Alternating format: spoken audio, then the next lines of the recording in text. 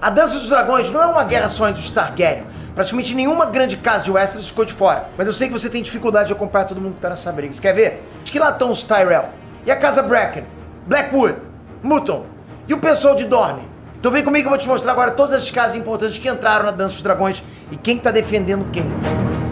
Bom, temporada 3 da Casa do Dragão tá rolando. A série tá jogando um monte de casa e de lorde na tela que ela simplesmente não tem nem tempo de explicar direito. Só que se você quer entender o tamanho de verdade dessa guerra, você tem que saber quem é quem. Você precisa saber quem que tava em campo, né?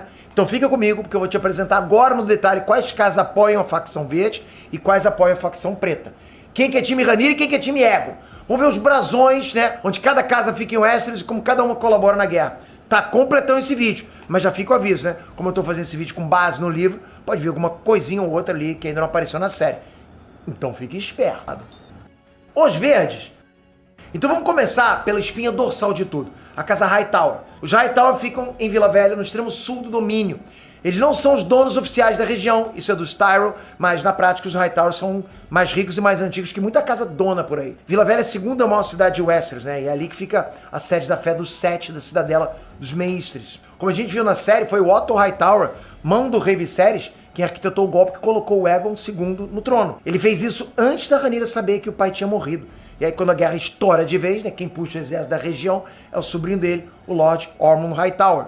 Então isso já lança de cara, né, uma força de 1000 cavaleiros, mais 1000 arqueiros, mais 3.000 homens de armas e outros milhares de mercenários e gente do povão convocada para lutar. A força militar dos verdes em terra é gigante. Para você ter ideia, na Batalha de Tumbleton é por volta ali de 20.000. É a maior força terrestre organizada que os verdes têm. Só que não para por aí. Segunda grande casa do lado dos verdes é a casa Lannister, do rochedo Casterly nas Terras do Oeste. Quem comanda eles é o Lord Jason Lannister, aquele que teve a cabeça dada de presente pro Daemon agora na temporada 3. O irmão gêmeo dele, o Tyland, vira mestre da Moeda dos Verdes assim que a guerra começa.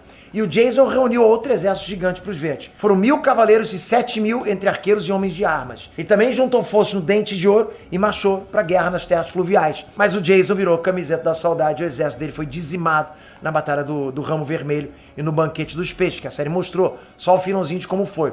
Com isso, o rochedo Casterly fica na mão da viúva, a Lady Johanna, né? E foi ela quem segurou a bronca sozinha, com o litoral do Terras do Oeste todo exposto. Ela foi tão durona que no fim da guerra ela emprestou dinheiro ao Trono de Ferro para o reino reparar os danos causados pela Guerra Civil. A terceira grande casa a apoiar os verdes são os Baratheon de Ponta Tempestade. E olha que virada interessante, o pai do Lorde da época, Boros Baratheon, ele sempre foi próximo da família da Rhaenyra.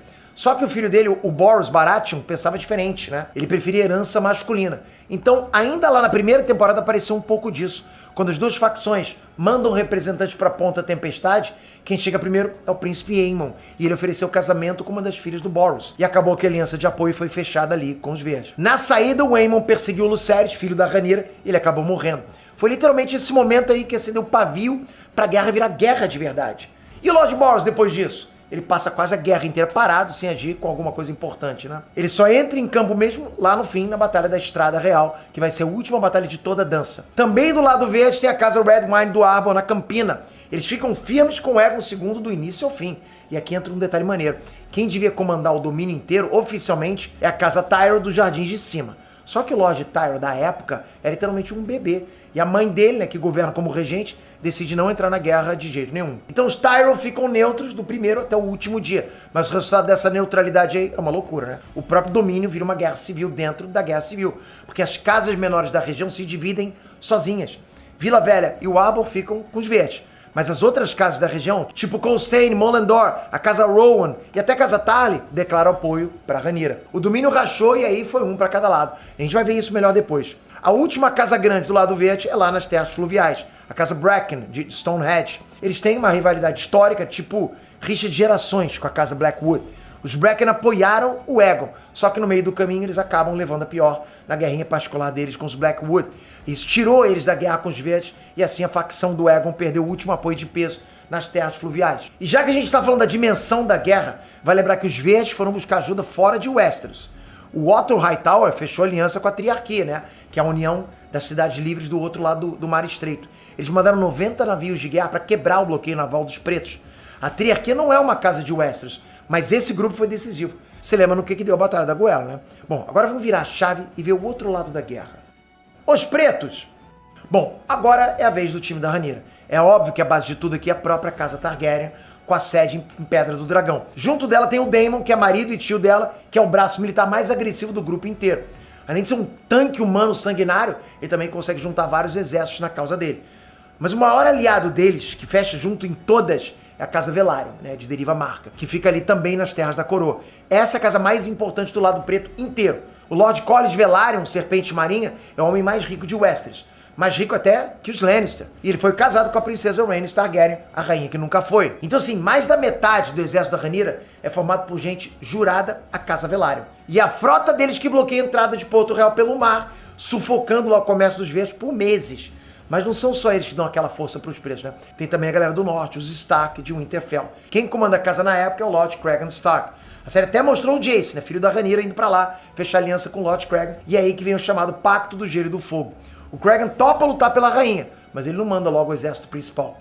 Primeiro ele solta um grupo de veteranos mais velhos, os Lobos de Inverno, aqueles que apareceram pro Daemon no Banquete dos Peixes. No livro diz que foram ali uns 2.000 homens prontos para morrer lutando.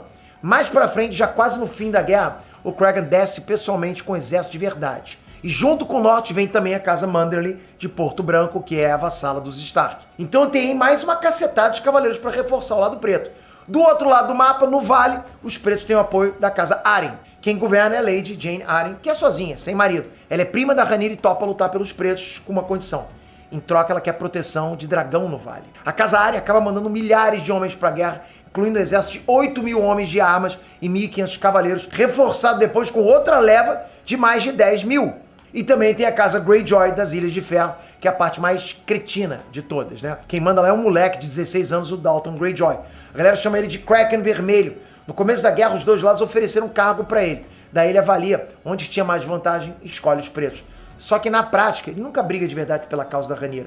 Ele usa a aliança só de desculpa pra saquear os territórios dos verdes que ficam com pouca defesa durante a guerra. Tipo o litoral do Terras do Oeste e do Domínio, né? Enquanto os exércitos de lá estão brigando longe de casa. Ok, agora volta para as terras fluviais, porque aqui é onde a coisa fica mais doida de todas. A região governada pela casa Tully de River Run. Mas o Lorde da época já é bem idoso, né? E não era eu. Para, né? É o Grover Tully e ele não toma posição clara nessa bagunça. Quem resolve de verdade é o neto e herdeiro dele, o Sir Elmo Tully, que prefere até a causa da Rhaenyra, mesmo sem confirmação do avô. Mas com o tempo, é um Tully ainda mais jovem, o Kermit, que vira o comandante mais famoso da região. É ele quem lidera o exército que enfrenta o Boros Baratheon lá no fim, na Batalha da Estrada Real, no final de toda a guerra. E dentro das terras fluviais, tem uma guerra dentro da guerra. A rivalidade entre a casa Blackwood, que é a preta, e a casa Bracken, que eu já falei, né, que é a verde. Então, além de brigarem entre si, cada um escolheu um lado da guerra para ficar. Porque, né, jamais eles iriam aceitar ficar do mesmo lado que o inimigo histórico. Não tem como. Então, assim, eles lutam 2 guerras em uma. Outras casas menores da região também entram na guerra defendendo os pretos. A casa Malicer, os Derry e os Piper. Além da casa Mutton, que chega até a oferecer a própria cidade como base de operação pro Daemon. Ok, voltando pro domínio. Várias casas de lá viram as costas pros Hightower e declaram apoio pra Rhaenyra, como por exemplo a casa Tarly de Horn Hill, a casa Rowan de Golden Grove, a casa Costain das Três Torres, a casa Mullendor das Terras Altas e a casa Green do Escudo Cinzento. É tanta gente do próprio quintal dos Hightower virando as costas pra eles que o Otto precisa até mandar o sobrinho botar ordem dentro de casa antes de marchar pra guerra principal. E fechando com as Terras da Coroa, a região ali de Porto Real, várias casas menores ficam com o lado da Rhaenyra logo de cara. A casa Darkling, os Massey, Bar Aemon, a casa Seltgar e a casa Stalton. Todas declararam apoio para os pretos. Só que com o tempo, Sir Criston Cole marcha bem em cima dessas terras e retoma cidade por cidade para os verdes. E algumas dessas casas, né, como por exemplo a de Duskendale, eles acabam caindo mesmo depois de terem lutado pela Rhaenyra até o fim. E para fechar com uma curiosidade, se você reparou, eu não falei nenhuma vez de Dorne. Isso não é esquecimento meu, ok? É que Dorne nessa época nem fazia parte oficialmente dos 7 reinos ainda, né? Eles só entram décadas depois por casamento. Mas as facções não excluíram Dorne do churrasco. Os dois lados mandam carta pro príncipe de lá pedindo ajuda. Mas ele recusou os dois, porque a região já sofreu demais com o fogo de dragão dos Targaryen no passado. E ele não tinha nenhuma vontade de repetir a dose, né? Então dessa vez, Dorne assistiu a guerra inteira de fora. Então olha só o tamanho disso. Norte, vale, praticamente todas as terras fluviais, as Ilhas de Ferro, metade do domínio e um pedaço bom das terras da coroa. Tudo do lado preto. Do lado verde ficou Vila Velha, a Campina, as terras do oeste inteiro, as terras da Tempestade e a outra metade do domínio. E no meio de tudo isso, Tyrell sentado, assistindo e Dorne rindo de longe. Esse é o mapa da guerra com cada território e cada casa. Não é à toa que os próprios historiadores dentro desse universo chamam essa guerra de a mais destrutiva que o Westeros já viu. Não foi um duelo de família, foi um continente inteiro se destruindo por causa de sucessão. Cara, é basicamente por isso que eu acho essa parte de Fogo e Sangue tão maneira, né? Não é só Rhaenyra contra Aegon, não é isso, galera. É um país inteiro rachando numa guerra que, tipo, no fundo, cara, é sobre uma coisa só, né? Cada casa dessa tinha lá o seu próprio motivo pra apoiar um lado ou outro. Uns por sangue, uns por ambição, uns só por oportunismo mesmo, né, Greyjoy, né? Agora eu quero saber de você, qual dessas casas você nem lembrava que existe? E qual delas você acha que fez a escolha mais burra em toda essa guerra? Você é time preto ou time verde? Já tô olhando aqui.